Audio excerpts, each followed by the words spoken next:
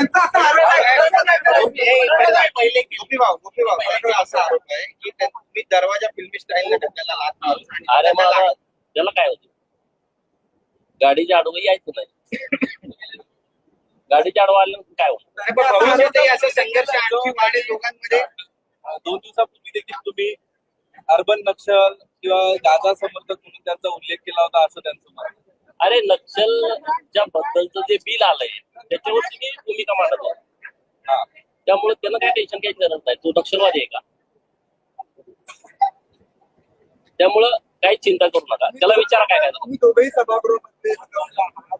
त्यांनी म्हटलंय की एका सदस्याने एका सदस्यावर शिवीगाळ केलेला आहे असा आरोप केला होता. त्यामुळे तुम्ही कारवाई वगैरे करा. कसली कारवाई कर म्हणावं, काय करायचं. तुम्ही शिवीगाळ केला असं त्यांचा आरोप आहे तुमच्यावर.